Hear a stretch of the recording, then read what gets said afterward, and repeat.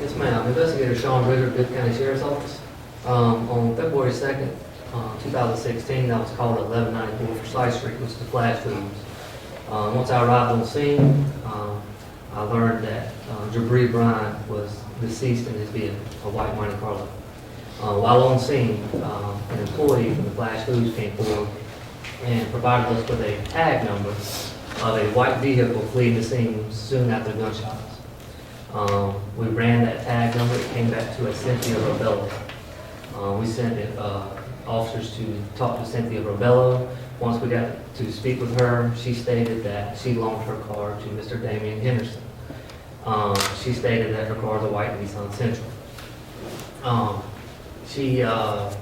While deputies were speaking with Ms. Robello, she got a phone call from Mr. Henderson. Him stating to her, "Hey, report your car stolen."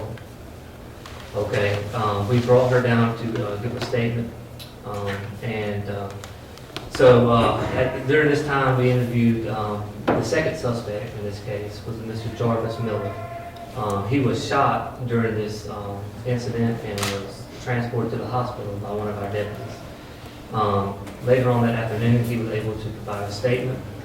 We got a statement from him stating that he got picked up in the white Nissan Sentra by Mr. Henderson at his mother's house, and that they went and met the deceased Jibri Bryan at Flash Foods, and they were in the white Nissan Sentra. Mr. Miller stated that Mr. Henderson was driving, and at the time we issued a warrant for Mr. Henderson. Okay, Mr. Henderson was picked up.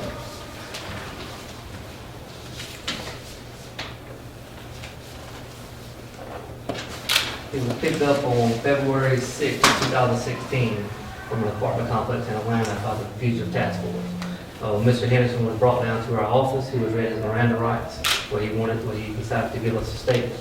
In his statement, he stated that he did borrow the car from Ms. Robello, the white Nissan Sentra, that he did go pick Jarvis Miller up from his mother's house, and they did go meet the deceased Mr. Jibri Bryan at the Flash Foods on Forsyth Street.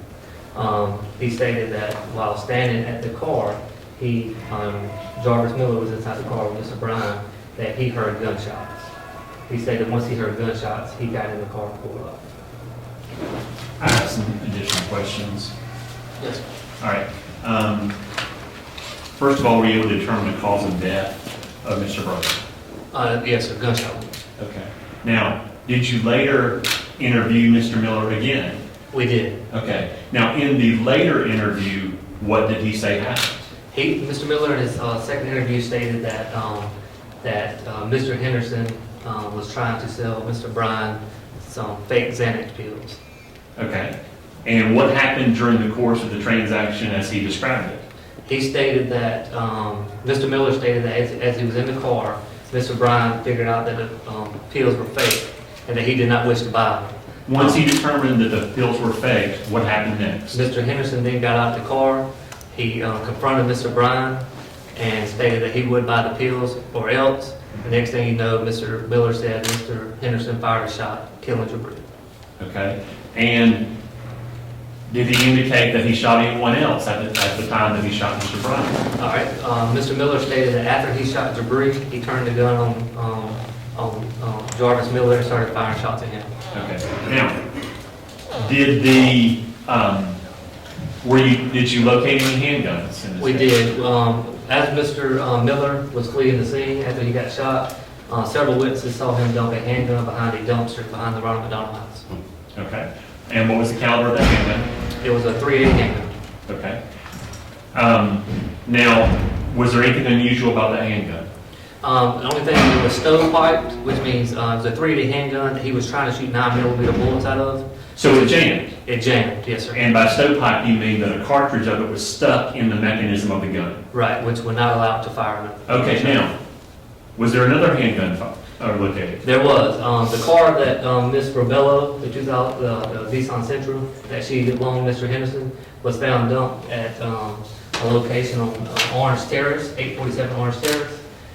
Beside the car was parked, there was a retaining wall right next to it. In that retaining wall with a 9mm handgun. Okay. Now, were you able to locate any shell casings there on the scene? Yes, sir, 9mm shell casings. Okay. So it appears that 9mm shell casings were used to shoot Mr. Bryan. That's correct. Based on your investigation, could you tell which handgun this defendant was using on the scene? Or what does it point toward any particular defendant using it?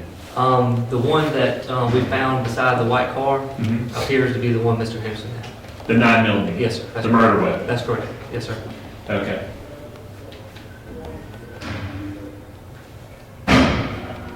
And the defendant, I understand, placed himself at the scene? Yes, he did. All right. Does his statement make sense to you that he couldn't see what was going on as close as he says he was? No, sir. We have video from the flash footage, which shows Mr. Henderson standing up over the driver's side door, which is right where Jibri was inside the vehicle and was shot. So his statement does not match the physical evidence? It does not. Does the co-defendant's statement match the physical It evidence? does. Yes, sir. Your Honor, unless the court has any questions, I believe that's all the questions I have. That's all you have? Okay, how about you, Attorney Holland? Do you have anything to say, sir? Yes, I certainly do. Thank you, Your Honor. Investigator Bridger, let me start with the video. The surveillance video, the flash foods that you referred to just a moment ago, is that the one you're talking about? Yes, sir. Have you had individuals view that video in an effort to see if they could identify the various people in it? The video is, I mean, you can see the vehicle pull up, but it's hard to see exactly who's who. So let me re-ask my question. Has No, sir. anyone... Not at this time. Okay, you're answering no. No person has looked at the video and identified Damian Henderson in it. We have viewed the video. We And investigators. Yes, sir. Okay, you, the police department. Yes, sir. And you, Investigator Bridger, think you have identified Damian Henderson in the video. Is that correct? Well, like I said, we saw two people get out the car and match the description of Mr. Henderson and Mr. Miller, and also they were putting their stuff on the scene. Yes, sir. All right, but what I'm trying to figure out is, has anyone who claims to know Damian Henderson looked at the video and said, that's him right there, No, sir. that's him with the gun, that's him doing the shooting? None of that? No, sir. All right.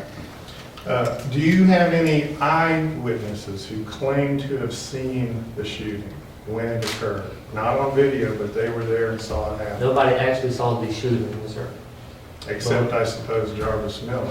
Jarvis Miller was there, and we also have another individual who saw Mr. Henderson pull up beside Jibri's car at the time of the shooting, And but how- did not see the shooting. Okay. Did that person leave before the shooting? Yeah, he was actually jogging, yes, sir. And that person's identified Mr. Henderson or the car or? He what? identified Mr. Henderson from knowing him from an apartment complex in Atlanta. Now, this is not Jarvis Miller. This This is is not someone Jarvis, else. this is somebody else, yes, sir. Who is that? I don't have his name, I mean, it's in the report. Okay. You just don't remember the person's name? I can't remember his name, it's in the report. And this person identified the white Nissan and Damian Henderson? He identified seeing Mr. Henderson in the driver's seat, yes, sir. All right. And this is a person who was in Macon but knows Mr. Henderson from Atlanta? He's a Mercer student, and he's from Atlanta, yes, sir. Okay.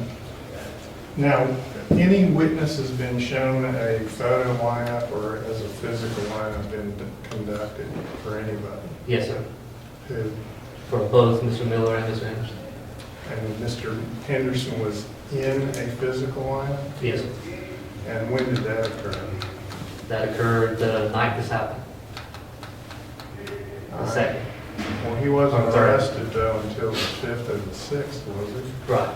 But we still have to identify by people who came down and knew Mr. Henderson. All right, that's what I was trying to get at. I was talking about physical lineup, like 6 human beings in a lineup and who was in there. That didn't happen. No, sir. You're talking about a photo Photo line, array? yes, sir. Okay, so the night of the shooting, you showed somebody a photo array. Who was that?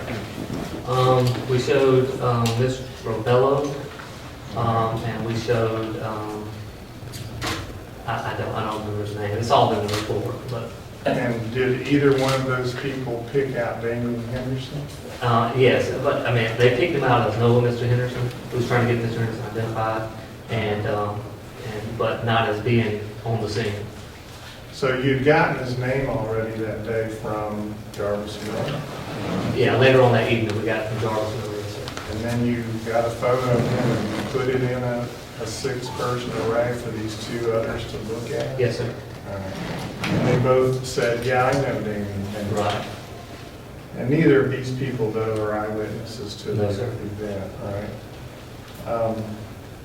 Did Ms. Robella tell you anything about exactly when she loaned her car to Damian Henderson? Yes, sir, she loaned the car between 2:30 and 3 o'clock. And when did the shooting happen? It happened at, we got the call at 16:02 hours. 4:02 yes, sir. p.m.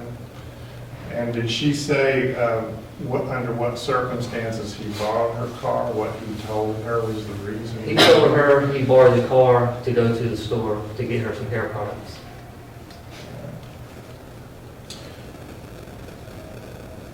Do you have any physical evidence that has been turned over to a crime lab, fingerprints, DNA? We have several items that have been turned over to the crime lab for testing, yes, sir. And what are those? We have both guns that we believe was used, and we have also a blood trail that was somebody leaving the scene. We have a pill bottle that was turned over for testing as well. Now, has fingerprints been lifted and matched to Damian Henderson from any of those items? They're still being tested. Do you know if fingerprint testing is being done? We'd have to ask crime lab about that. Well, you're the case agent, right? Right. Are you over the whole case? I am, yes, sir. Are you directing the investigation? I am. Is it ongoing? It's ongoing, yes, sir. And you don't know if there's I fingerprint? just told you they're being tested. Okay, so yes, there are fingerprint There- tests. They're currently being tested, yeah. Comparisons are being done? Yes, sir. Both murder weapons, clothing that we got from Mr. Henderson, all that's been tested. And the blood, that's been sent off to the GBI crime lab? Everything's been sent off to the GBI crime lab. All right, now, were you involved in Mr. Henderson's arrest? Were you in Atlanta when he was arrested? I was not. And when did you first encounter him? Once he was transported by the marshals to our office, Did you get any information from law enforcement officers who did arrest him in Atlanta, whether he made any incriminating statements at the scene of his arrest or during his transport to Macon? I did one. So you haven't heard whether he has been interviewed or interrogated by anyone prior to your getting to him? Yes, sir. Who has interrogated him in law enforcement? Just myself, I interviewed him. And when you did that, was he here in custody? He was here making custody, sir. And were you with others when you did it, with other law enforcement officers? I was in the interview room by myself. Were you videotaping it? Yes, sir. And did you give him Miranda warning? We did. And did he waive his Miranda rights and give a statement? He did. And tell me what he said that you consider to be incriminating. Mr. Henderson stated that he did borrow the car from Ms. Robello, the same car that was seen leaving the scene of the flash foods right after shots were fired. He also admitted to picking Jarvis Miller up from his house 15 to 20 minutes before the shots were fired at the flash foods. He also admits to being at the flash foods during the time of the shooting, and he also admits to being standing outside the door while the shots were being fired. So, He also admits to dumping the car shortly after this and gets a ride to Atlanta. just a couple more questions, Okay, Your Honor, just on two more, that. sir, just two more questions, okay? Now, is this correct then? Miller says Henderson shot Bryan, and Henderson says Miller shot Bryan. Is that what you have? That's what we got. And Can we clarify something here? I'm sorry to interrupt. No, your please cross here, but clarify. Are you saying Henderson said that his co-defendant shot Mr. Bryant, or did he simply say shots started being fired and I didn't see what happened? He said in his statement that he was standing at the car, and next thing you know, he hears shots inside the car. The only people who was in the car was Jibri Bryan and Jarvis Miller. Did he identify anyone as being the shooter? He did not. No. And did you have any cell phone records in the case that connect Mr. Bryant to Mr. Henderson? We have did search warrants on the cell phones, and they're being gone through at this time. And whose cell phones? We found several cell phones in both cars. So Monte Carlo, we found that we believe belonged to Jibri Bryan. Then we found a lot of cell phones in the car Mr. Henderson was occupying, the white Central. And a last question, do you know if Mr. Miller has been offered any benefit or hope of benefit for his cooperation with you, either by you or by the DA's office? Listen, And he's currently charged with felony murder? same charge, yes, sir.